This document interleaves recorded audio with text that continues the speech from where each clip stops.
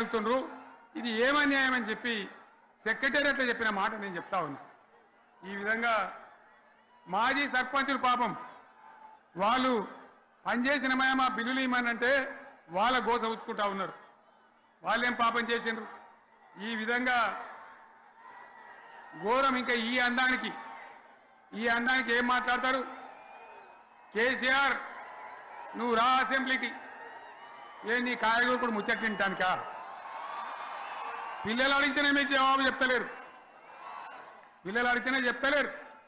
ఉన్నట్టు నిలబెడితే ఆ ఆర్థిక మంత్రి అసెంబ్లీలో లేచి 20% కమిషన్ తీసుకుంటాను కేటీఆర్ మాట్లాడితే ఆయన లేచి భుజాలు తడుముకుంటాడు నీకెందుకయ్యా బాధ నువ్వు తీసుకుంటేనే నీకు బాధ ఉండాలి కదా లేచి పేదలు ఉల్లి పెడతా ఉన్నాడు ఆయన అసెంబ్లీలో ఈ విధంగా చాలా గందరగోళంగా అవివేకంతో అజ్ఞానంతో చాలా ఘోరం చేసి అడ్డమైన మాటలని చెప్పింది దాంతో మనం కూడా గోల్మాలైపోయినాం తీర్థం పోదాం తిమ్మక్క అంటే వాడు గుల్లే మనం సల్లే ఆ గతికి తెచ్చింది ఇలా ప్రజల గతి మరి మనం కూడా ప్రజలు కూడా ఆలోచన చేయాలి ఆవేశం కాదు గాడిదలకు గడ్డేసి బలరకు పాల్పడితే వస్తాయా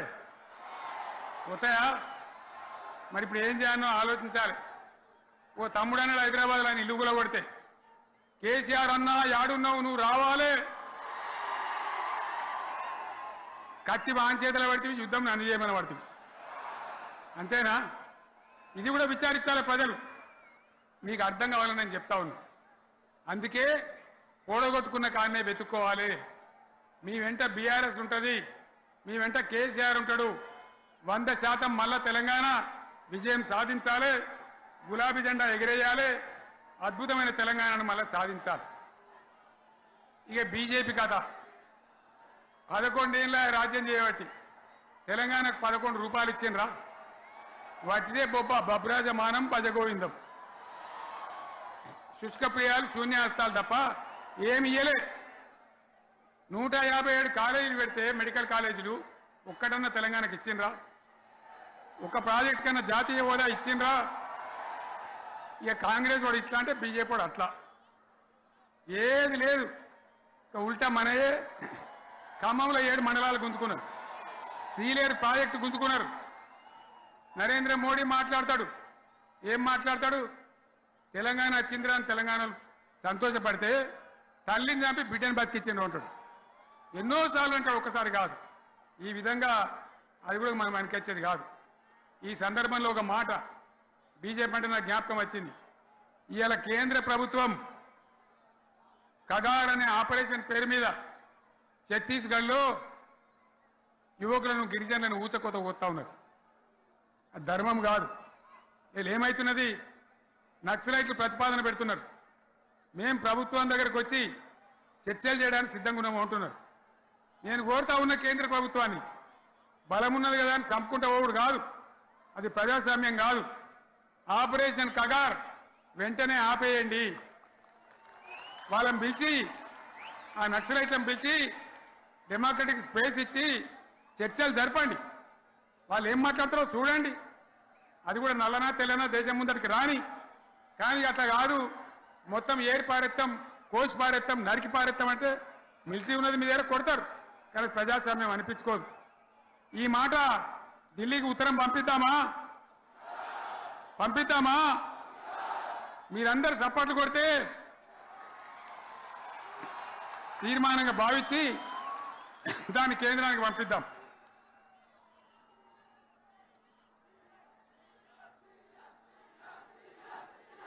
ఎక్కడ 30 లేదు ఈ సందర్భంలో ఈ రజతోత్సవ వేళ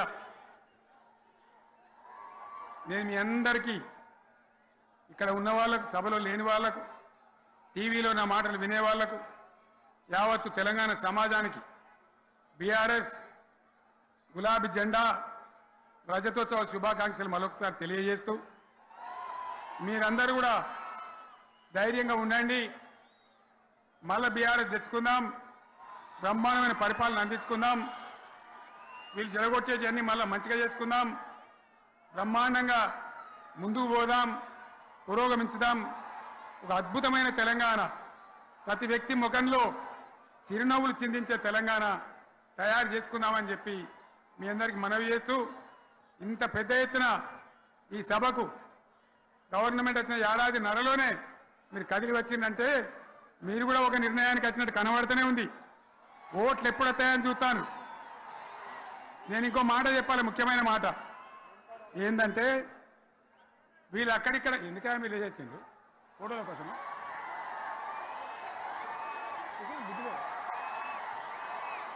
ఒక మాట చెప్పాలి, ఏంటి, ప్రభాకర్ రెడ్డి అని మా ఎమ్మెల్యే దుబ్బాక ఎమ్మెల్యే, ఆయనతో ఎవరో హైదరాబాద్లో మాట్లాడితే అన్న ఇంకా 3 ఏళ్ళు భరించాలన్న ఈ గవర్నమెంటు అని మాట్లాడింది. ఆయన మాట చెప్పిండు విలేకరులు. అలా చూసారా మా గవర్నమెంట్ పడగొడతారట. మేమెందుకు పడగొడతాం రా భయ్, మాకేమైనా కాల్చేరు గులగుల పెట్టినా? మేమా కిరికిరి పని చెయ్యం బిడ్డ, మీరే ఉండాలి. ఓట్లు తీసుకున్నారు, చక్కగా పని చేయకపోతే మీ ఈపులు ప్రజలే సాఫ్ చేస్తారు, అంతే కదా. మేము పడగొట్టాం, మీ గవర్నమెంట్ పడగొట్టాం. ఎందుకంటే మీ సంగతి ఏందో మా సంగతి ఏందో ప్రజలకు పూర్తిగా అర్థం కావాలి. గులాబీ సైనికులకు నాది ఒక్కటే మాట, మనం ఏనాడు మనం పుట్టిందే పదవులు త్యాగం చేసి, పుట్టిందే రాష్ట్ర సాధన కోసం, స్వార్థం కోసం మనం పనిచేయలే. మీ అందరి నాయకులను కార్యకర్తలను నేను కోరేది ఒకటే, తెలంగాణ సమాజం అద్భుతంగా పురోగమించేదాకా మనం పనిచేస్తూనే ఉండాలి. గవర్నమెంట్లో ఉన్నా ప్రతిపక్షంలో ఉన్నా ప్రజల పక్షాన ఉండాలి, ప్రజలకు అండగా ఉండాలి, ప్రజల సమస్యల మీద పోరాటం చేయాలి, వాళ్ళకు అండదండలుగా ఉంటూ పురోగమించాలి. అదే మన కర్తవ్యం. అందులోనే మనకు అన్ని పదవులు వస్తాయి, అది పెద్ద ఇష్యూ కాదు. ఎన్ని వేల మంది మనోళ్ళు ఎంత బ్రహ్మాండంగా ముందుకొచ్చారు. కాబట్టి మీరందరూ కూడా ఆ విధంగా రావాలి. లాస్ట్ మాట, ఈ సభ నిర్వహించినటువంటి మిత్రులు పోచంపల్లి శ్రీనివాసరెడ్డి గారికి, వినయ్ భాస్కర్ గారికి, పెద్ది సుదర్శన్ రెడ్డి గారికి, రవీంద్రరావు ఎమ్మెల్సీ గారికి, వారికి నేను ధన్యవాదాలు చెప్తా ఉన్నా. ఇక్కడ భూములు ఇచ్చి బ్రహ్మాండంగా ఆదరించిన ఈ ఎల్కతుర్తి చుట్టుపక్కల గ్రామాల ప్రజలకు కూడా, రైతులకు కూడా నేను ధన్యవాదాలు తెలియజేస్తా ఉన్నా. ఈ రజతోత్సవ శుభాకాంక్షలు మీ అందరికీ మరొకసారి తెలియజేస్తూ నేను మీరు సెలవు తీసుకుంటా ఉన్నా. జై తెలంగాణ, జై తెలంగాణ, జై తెలంగాణ. ధన్యవాదాలు. ఇక ఇప్పుడు లొలిపెట్టరా పై, బాగా లొలిపెట్టారు.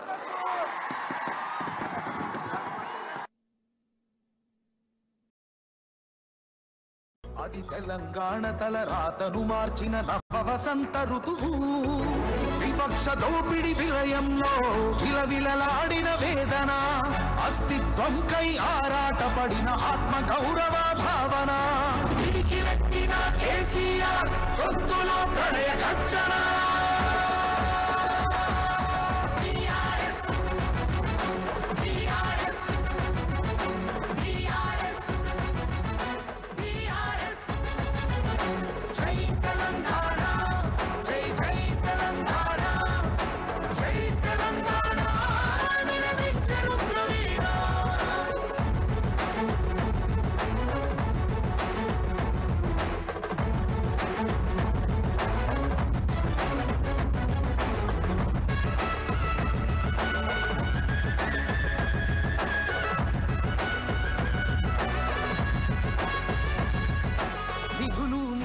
నియామకాలు అన్నీ నిలువు దోపిడి.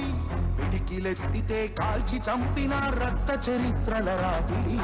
పదవుల కోసం పెదవులు మూసిన మోసాలతోనే కోసా. తెలంగాణ రేషాన్ని చూపిన కేసీఆర్ బంపూసా. అమరుల మెడలో పూలద